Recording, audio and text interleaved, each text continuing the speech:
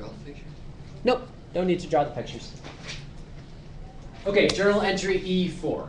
Topic, circuits. Today, you're gonna build, hopefully 7. Every single group has been able to, I think, build at least 4. And 4 starts to get into the advanced ones, so people have been very successful with this. This journal entry is difficult though, but it's a lot of drawing and a lot of me asking you questions and stuff like that. So right now in your journal, you're writing that a circuit is a complete path of conductors between a positive and negative battery terminal. And if you take a look over here, there's a battery. You don't need to draw it, but you just need to look at it. And I'm going to draw on it. Then at the end, I'll tell you what to draw. Anybody ever seen a battery shaped like this before? Just curious. Anybody know what kind of battery? If you could raise your hand, it's helpful. What kind of battery is that? Like, what would you call a battery like that, shaped like that? Do you know? No, D's are the ones that go in the flashlights. It's a 9-volt. Cool. Smoke detectors use them. Remote control sometimes use them for like remote control vehicles and stuff like that. So you probably have seen these suckers before. I have a scanner at my house, like a police scanner, that uses one. It's like a little handheld thing. That's D battery. Now I'm going to ask you a really weird question. I'd love the responses on this. Have you ever licked one of those? Yeah. Okay, hands down. I love asking that question. I'll tell you why. Reason being is like half of you or a third of you are like this, and the other half are like, why would you ever do that?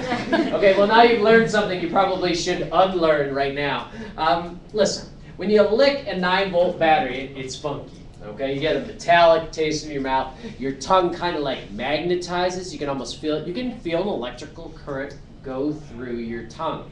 It's not a pleasant sensation, but for some reason you have to do it again after you do it the first time. Now, I'm just going to give you a couple pointers on this. I'm going to tell you officially, do not go home and do this, but if you were to do this and you have braces, there's something you need to look out for. If you have a thin wire that goes across the front of your braces and you do catch that on a 9-volt battery, you'll actually get that super hot, that little thin wire, and you can burn the inside of your lip. So I'm not going to recommend that you do it, but I'm glad that you have done it, because that way I can explain some stuff to you. Reason why it happens, those 2 little prongs on the top of a battery are positive and negative battery terminals. You got nothing to write with yet. We're just talking about batteries, that's all. And right here, there's a source of electrons. There are electrons that want to get with the positive. I think we were all laughing last time when we were talking about inside the cloud. We talked about the negative portion wanting to get with the positive portion, and then eventually they would build and build and build until all of a sudden you'd have lightning go across. Same thing's happening here, except it's not strong enough. That negative positive field thing is not strong enough for the electrons to just jump across. Okay? If you moved them a little bit closer, they would jump across. If you take a paper clip and touch the top of it, you can get it to spark and they'll jump across. And if you set a paper clip on top, the electrons will start going through the paper clip will get hot. In fact, it'll get really hot if you were to do that. So right now, you got electrons that want to get from there to there. You put your tongue on it, then you got to wait for the electrons to get from the negative to the positive. They go through your tongue. And when they do, it's really funny because you feel an electrical current and your tongue will seize up because it's a muscle. So what will happen is when the electrical current hits it, it actually locks up, which is an incredibly weird feeling. So now tongues, this is so strange we're talking about tongues. Tongues can allow electrons to get from negative to positive. But we don't use tongues to collect or conduct electricity. It's not like if you opened up your wall and looked behind your wall outlet, there wouldn't be like a whole bunch of tongues back there. They're not power, telephone poles with tongues across the top. We use something that conducts electricity better than tongues. We use metal wires that are usually wrapped in plastic or rubber as an insulator. So now, don't even need to draw yet, but if we were to take a wire, and let's say we loop it around and bring it back to the positive battery terminal, we're actually going to use like little alligator clips to do this. The electrons come flying out of here, and then they wind up over with the positive. And if you leave that hooked up long enough, all the electrons that were pushed over here will then wind up with the positive, and then you're left with a neutral battery, which is a dead battery. Okay? Now, this would be a boring circuit. This would do nothing but kill your battery. But what you need to realize is this. If you break that circuit, the whole thing shuts down. So unless there's a complete path going from here to there, then the whole thing shuts off. I got a couple people with their hands in the air, so why don't we ask some questions quickly? But then I got to keep it moving for you to be able to do the cool activity that's coming up. Go. Like, what would happen if you stuck like 2 of the 9 volts together? Well, it depends. I actually stick two 9 volts together, positive to negative, and leave them exposed. Okay? When you actually turn them and put them on each other, positive to negative, you'll set up a really, really powerful circuit and discharge both of the batteries. Okay? But they're actually made to be hooked up in series, and I'll show you that maybe a little bit later if you want. But if you put them head to head like that, positive to negative, and then clip them together, then those suckers will discharge incredibly quickly. Yes, what's going on? How come some batteries can be like charged though? Yeah, some batteries use cool chemicals in here. They use certain types of metals and acids that if you plug them in, you can move the electrons back over to the negative terminal, which is what happens with anything that's rechargeable. You have to plug it in. That electricity is used to move the electrons back over. Cool stuff. Nick, did you have a question? Your hand's been in the air for a while. Feel bad. Yeah, when you're talking about lightning, I was talking this about my dad, and he doesn't know. How come there's more thunderstorms when it's like warm out, and there's only been like 2 that I've heard of when it was cold? Yeah, thunderstorms tend to happen. Again, a little bit off topic, but I can hit it before we get into this.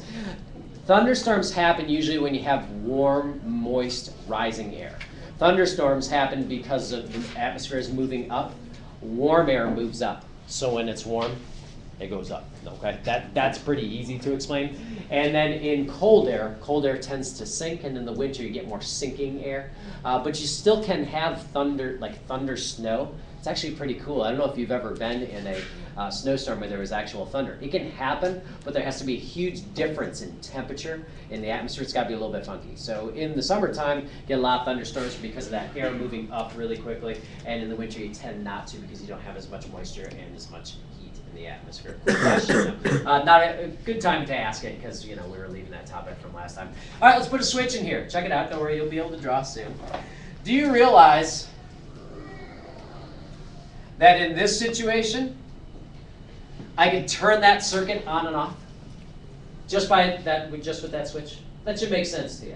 If this switch is made of metal, and the electrons aren't going to go around to the positive because they can't get there. They go up and so they don't even bother making the trip. Okay, so this circuit is off. There's no electrons anywhere. There's not even electrons flowing here. They will not even go down the wire because they want to get with the positive. The second you push this down, which is what you're going to have at your seat, and you touch that metal on metal, that's when you're going to close that circuit. Now, something else we can do, still holding my pen here, something else we can do is now we can make a very, very simple circuit. There's a simple circuit for you. What you need to realize is a light bulb. Light bulb is nothing but a thin wire inside some glass. So basically what we got going on is this. One of the wires will touch the outside screw part. And then have you ever looked inside a light bulb? Yeah. You ever seen that little piece of metal in there? There's a little piece of metal inside that light bulb. In fact, if a light bulb blows, that metal will actually break and you can hear it shaking in there. It's called the filament. It's usually made of a metal like tungsten. Hey, tongues. It's made of a metal, usually like tungsten or something like that, where the electrons will be forced up. They go through this little thin wire. When the electrons go through, it makes it really hot and emanates light, and then they'll come out like this. So there we go. Do you see how I could turn my light on and off by going ding, ding, ding, ding? So there's a simple circuit. Questions, go. I'm going to make Christmas lights while you're talking, so you go ahead. Okay, so you know how you just said that, like, when a light bulb blows, like, you can shake and hear it? Yeah, sometimes, not always. Never, like, when a light bulb blows, like, sometimes it's usually hot. Why does it do that? Well, it's hot all the time. You just notice that it's hot because you're touching it when you try to change it. Light bulbs usually get really, really, really hot, even if they're not blown. So if you were to touch like a lamp, lamps get really stinking hot. The only reason why you're noticing it is because it will blow, and then you'll try to switch the light bulb, and it's still hot from when you touched it. Good question there. You can start my Christmas lights if you don't have a question. Yeah, go. If that's just like that little filament getting hot, then how come you can go blind if you stare at the light? It's really hot, and it gives off a lot of light. Now, what you're not going to do is you're not going to go blind, but you ever get it where it like makes it so you can't see anymore? Like, and there's a little spot that will follow you around when you try to look. Yeah. To me, it always looks like a yellow donut. I don't know why. Everywhere I look, I'm like, oh, a yellow donut. When your pupils are wide open, you look at something bright, you allow a lot of light into your eye, and it will actually overload the proteins or the pigments on the back of the retina, and it will make them not able to send a signal to the brain for a few seconds. So it kind of shows up like a dead spot in your vision until they get themselves recharged and able to send an impulse to the brain. So you're not damaging yourself. It's just weird because you can't. It's like if somebody takes a picture of you with a flash at night, and then after the flash goes off, you're like, whoa, and all that light's kind of bouncing around in your eyes, and your dad is the inside for a little bit. By the way, you can see the inside of your eyes when you take a picture. You ever see somebody with red eye in a Yeah. picture? Or like you got a pet and it looks like they got the evil eyes going in the picture, they have like the green eyes. That's actually the light going inside the hollow part inside the eye and then bouncing around and coming back out. So when you see that in a picture, you're looking at the inside of the eye. Pretty cool. All right, so my cheap Christmas lights. Take a quick look. Ding, ding, ding, ding. Fairly simple. Take a look at it. I can turn that sucker on and off simply by going like this. Do you realize, though, if I blow out one of these light bulbs, let's say that one blows out on us. The rest will. The other ones will go out. I'm just curious. Anybody explain why? If I lose one of these light bulbs, the other two are going out. I mean, you may have had this happen with Christmas lights. That's the only time my dad ever swore. My dad was not a swearer, ever. In fact, I can only imagine him swearing 4 times in his life. And it was always when he was doing the Christmas lights. Because you break Christmas, great, here it is, Merry Christmas, woohoo. Then you break one and the whole line, have you had that happen to you? It's terrible. Why do they go out, Michelle? Because the wire inside the light bulbs was connecting the other ones together. Exactly. The electrons are going like this. They come out, they go, go, go, go, go, go, go, go, go, go. Oh, they can't get back to the battery, so they don't even bother going in the first place. Shuts the whole thing down. Cool. This right here is called a series circuit. We need to write this down. We need to write down something quick about it, and we should be in pretty good shape. A series circuit. Simplest kind of circuit we can have. A series circuit has one path. Only one path for electrons.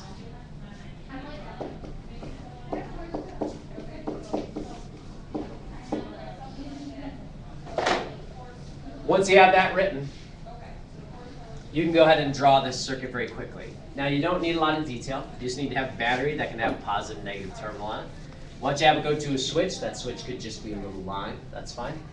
You can have it go to 3 light bulbs. Those light bulbs could just be circles for now. And it needs to go back to the battery. Once you do that, we're all set for series circuits.